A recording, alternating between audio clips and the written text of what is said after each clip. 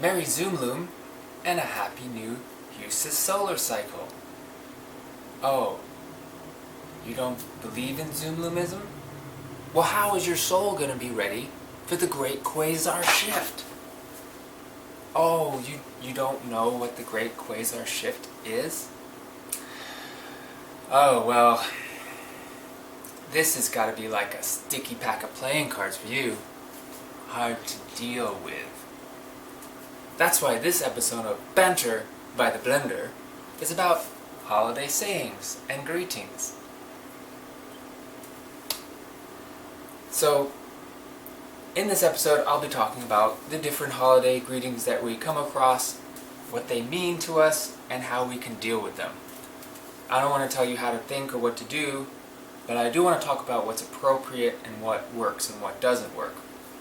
Now, I grew up in America. Like most people, I celebrated Christmas, and what Christmas meant to me is happiness, family, gift-giving, time off, and play. And all these aspects were joyful and playful, and it had this little bit of Christian church tied into it too, which later I found out was what this holiday is supposed to be about. So during this time, you'll hear a lot of people say, "Merry Christmas." But when I hear that, and especially when I was younger, I would hear, "Oh, happy, joyful days coming up, and presents and play." But if you think about it or examine it closer, what Merry Christmas means is Christmas is the festival holiday of celebrating the birth of Jesus. Now, that is what we call a mythology when we talk about religions. It's a story that helps people learn lessons about their culture and what's right and wrong. So when you say Merry Christmas to someone, you're saying Happy Birth of Jesus. Now, that's not appropriate to say to people who don't believe that that's the truth. And that's a growing population of people, and anybody who's outside of the culture of saying that, it's not appropriate to say. Just like if someone says other, religious holidays to you, they're somewhat offensive and disruptive to the person. So it's like if somebody says Happy ZoomLoom, you're kind of thrown off by it. Like, I don't like that, or that's not my culture. And to dig into Christmas a little bit more, it's really interesting when you think about it. Christmas has this great dichotomy where it presents two things: Santa Claus and Jesus Christ. And Santa Claus is a mythological creature that adults tell children as a fun game and help them be good. Be good because Santa's coming. And Jesus Christ is a mythological creature that our ancestors told us that we need to be good so we can go to heaven. So Santa Claus and Jesus Christ are kind of the same concept. One, many people say is not true or mythology and we tell children, and the other one, many people we say is not true and we tell children. So it's interesting that we're given that, something directly to compare our religion to, that we all agree that Santa is not real, and provably not real pretty easily, because there's a lot of flaws in his story that you can research, while religion is much more densely shrouded. Okay, moving on. I wrote some notes there. We were talking about, the Christmas tree.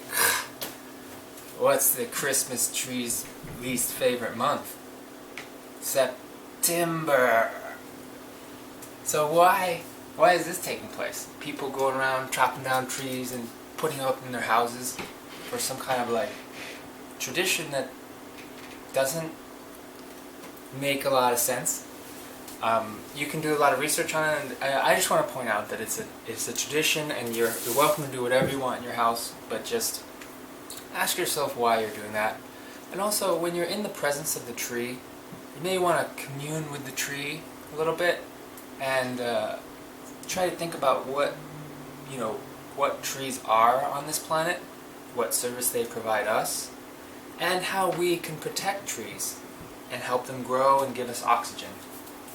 So that's just another side note I wanted to address during this time. So, I want to move on to what's going on? This is winter time. What is winter? So winter is a time when it gets darker and darker, the days get shorter, and then there's a day that happens. It's the winter solstice. It's the day that the end of the solar year and the beginning of a new cycle. It's after that the days get brighter. This is very useful and significant, and you can say to someone from any part of the earth, any earthling, Happy Winter Solstice, and they can agree with you. It's scientifically backed up, it's useful, and it's accurate. So during the winter time and during the holiday time, to say Happy Winter Solstice to somebody is probably the best thing you can say to them. But like all of these other things, there's a right time to say it, and unfortunately the only time to say Happy Winter Solstice is on the winter solstice. So one day you can say Happy Winter Solstice. That should also be true for all of the other sayings. Like if day is Christmas, then you can say Merry Christmas to somebody who's celebrating Christmas and maybe in that bubble of illusion that Christians are in. Voluntary Christians, not cultural Christians, because they are usually outside the bubble of illusion. So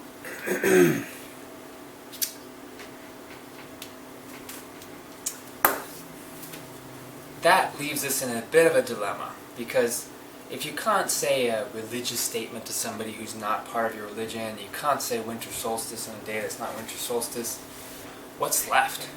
What's left to say that it shows that you're intelligent, that you're tuned into the earth, that you're not bogged down with some illusionary belief system. And it really comes down to happy holidays. As boring and as plain and as politically correct as that is, it's accurate. I mean, have a happy holiday. It shows that you are intelligent, it shows that you are respectful, it shows that you're tuned in to what's taking place. Because otherwise, you are left with something like, well, may the great ZoomLoom spirit be with you, whether you like it or not.